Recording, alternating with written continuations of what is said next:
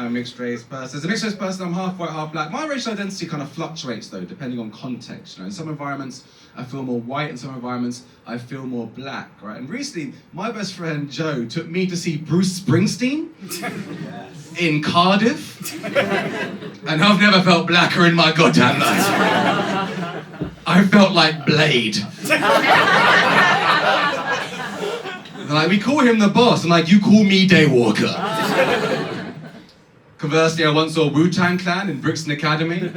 I felt like Keir Starmer. As a person of colour, representation is very important to me. I think representation is very important, you know, because from a marginalised community, there's nothing more vital than seeing yourself reflected on screen. But I don't think representation always works, right? Because I don't think people think of the consequences. Like you see it on TV, it's a big push to make TV shows more diverse, but it's not always working. Like I'm watching The Rings of Power at the moment. Have you seen that? Big push to make that diverse, you know, black hobbits, black elves, great. Except, Rings of Power is a prequel.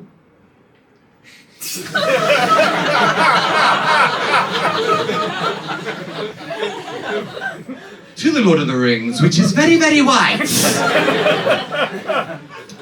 Which leads me to question what happened. I can only conclude that Middle-earth has been ethnically gentrified, has been ethnically cleansed. This is fucking sinister shit. Because Lord of the Rings is so white. There are more talking trees in The Lord of the Rings than there are talking black people. I can't watch that film series anymore. It's like watching The Zone of Interest. It's fucking terrifying. But, I mean, maybe I'm overreacting. Maybe, like, I don't know, the Shire has just been gentrified. You know? Where'd you get that Lambeth bread, Frodo? Gales.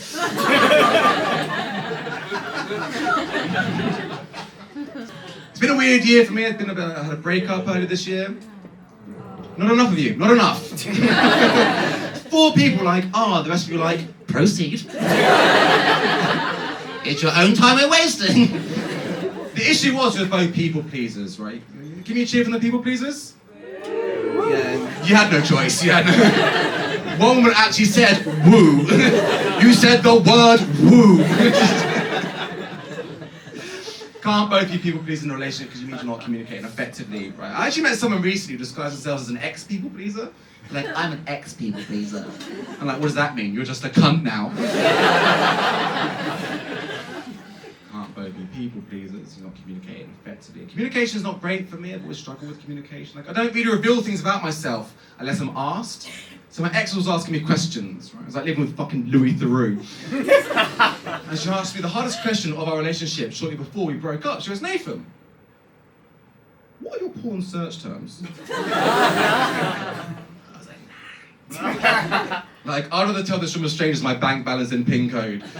So I'd just be cute about it. I was like, baby, when I go on porn, I just search your name. And look, I know it's cheesy. You know it's cheesy, she knows it's cheesy. She was like, okay, fine, look, you have your secrets. I love you anyway, baby. I was like, I love you too, anal gangbang.